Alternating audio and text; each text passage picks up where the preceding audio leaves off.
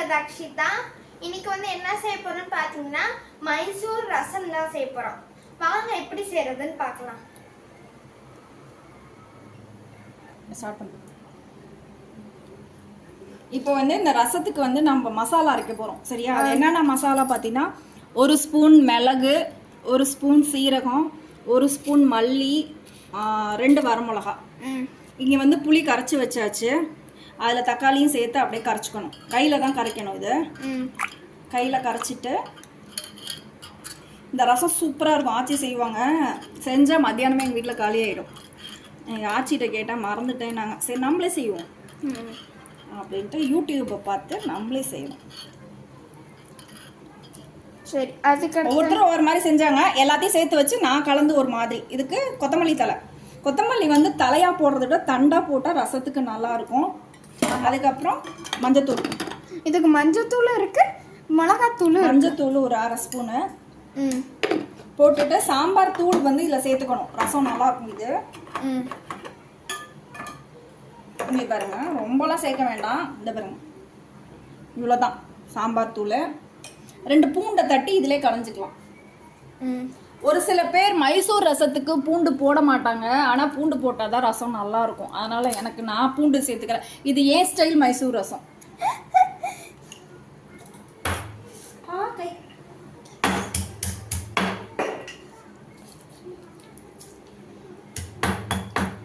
சும்மா ஒரு பூண்டு போட்டால் போதுமா? இது எல்லாமே வந்து 1 ஸ்பூன் தான் எடுத்துக்கணும். ஆமாம். இங்கே பாருங்க, பூண்டு போட்டாச்சு. இப்போ அடுத்து கொஞ்சமாக பெருங்காயம். மஷ்ரூம் இல்ல, மைசூர் ரசம். மைசூர் ரசம். நீ மைசூருக்கு இன்னும் போனதே இல்லைல்ல?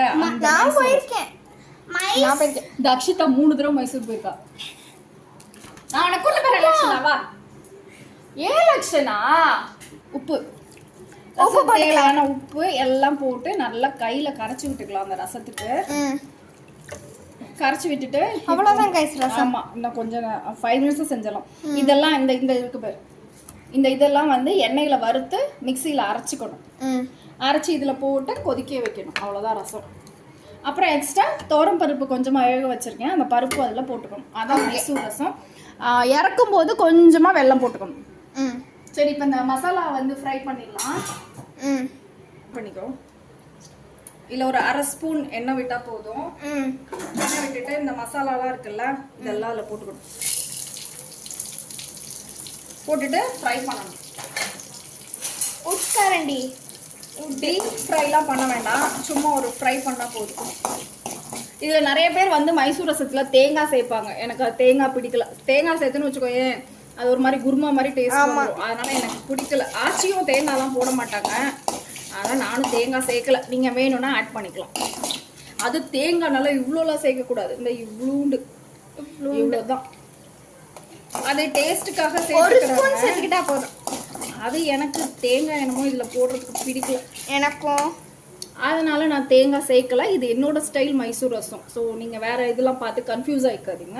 இதுவும் ட்ரை பண்ணி பாருங்க. இது நல்லா தான் இருக்கும். ஃபர்ஸ்ட் டைம் இப்போ தான் மைசூர் ரசம் செய்யும் நம்ம வீட்டில் இல்லை. ஆச்சி அடிக்கடி செய்யும் மைசூர் ரசம். சூப்பராக இருக்கும். செஞ்சால் மத்தியானமே காலையாயிடும். ஸோ இப்போ ஸ்டவ் ஆஃப் பண்ணிடலாம். காஞ்சிடுச்சு. இந்த மிக்சியில் அரைச்சி இது நல்லா பட்டு பட்டுன்னு வெடிக்கும் போது ஆஃப் பண்ணிடலாம். மிக்சியில் போய் அரைச்சிட்டு வந்துரு. இப்போ இதை அரைச்சாச்சு. சரியா? இப்போ நம்ம அடுப்பில் வந்து எண்ணெய் வச்சு கடுகு உளுந்தம் பருப்பு போட்டுட்டு கொஞ்சமாக கருவேப்பிலை போட்டுக்கலாம். போட்டுட்டு இந்த கரைச்சி வச்சுருக்கோம்ல இந்த ரசத்துக்கு ஊற்றிக்கலாம்.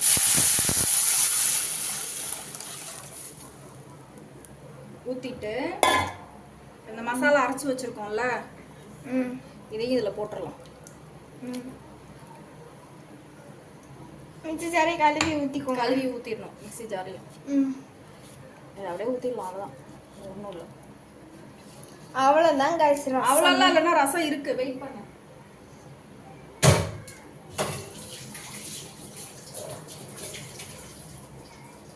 இப்போ இங்கே பாருங்க, பருப்பு வந்து வேக வச்சிருக்கேன். இந்த பருப்பை இதில் ஊற்றிக்கலாம்.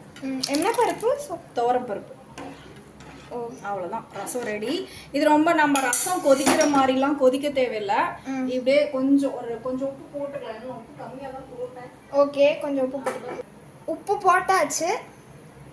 இப்போ வந்து இது கொதிக்கல. அந்த ரசம் வந்து இப்படி கொதிச்சு நுர வர மாதிரி எடுக்க சொல்லுவேன்ல, அது மாதிரி எடுக்க தேவையில்லை. இதை அப்படியே கிண்டி விட்டுட்டு உனக்கு ஒரு இதில் கிண்ணத்துல பவுலில் தரேன், சாப்பிட்டு பாரு. டம்ளரில் தரேன், ரசம் எப்படி இருக்குன்னு சாப்பிட்டு பாரு. சரியா? சூப்பராக இருக்கும் ரசம். ஓகே, இரு வெயிட் பண்ண. சும்மா லைட்டாக கொதி வந்தால் நிப்பாட்டிடலாம். எங்கிட்ட சைடில் வருது. அந்த ரசம் மாதிரி வர தேவையில்ல. இது சும்மா அப்படியே லைட்டாக ஒரு 2 minutes இருந்தால் போதும். சூப்பரான மைசூர் ரசம் ரெடி ஆயிடுச்சு. ஸோ நீங்களும் ட்ரை பண்ணி பாருங்க. எப்படி இருக்குன்னு மறக்காம சொல்லுங்க, கமெண்ட் பண்ணுங்க, லைக் பண்ணுங்க, ஷேர் பண்ணுங்க. ஏன் வீடியோ போடல, என்ன ரீசன் எல்லாமே அடுத்த வீடியோவில் உங்களுக்கு கண்டிப்பாக வரும். ஸோ அதில் பார்த்து நீங்கள் தெரிஞ்சுக்கலாம். ஸோ இப்போ தக்ஷிக்கு வந்து இந்த ரசத்தை கொஞ்சம் டேஸ்ட் பண்ண கொடுப்போம். ஓகே, இரு இப்போ நுரக்கட்டுதா? இப்போ அப்படியே ஸ்டாப் பண்ணிடலாம். போதும், ஸ்டாப் பண்ணிட்டு இப்போ வா சாப்பிட்டு பாரு. இதுதானே? எப்படி இருக்குங்க மேடம் ரசம்? சூப்பரா இருக்கு கைஸ். நீங்களும் ட்ரை பண்ணி பாருங்க. மறக்காம லைக் பண்ணுங்க, ஷேர் பண்ணுங்க, கமெண்ட் பண்ணுங்க, சப்ஸ்கிரைப் பண்ணி பெல் ஐகானை கிளிக் பண்ணிருங்க. Bye guys.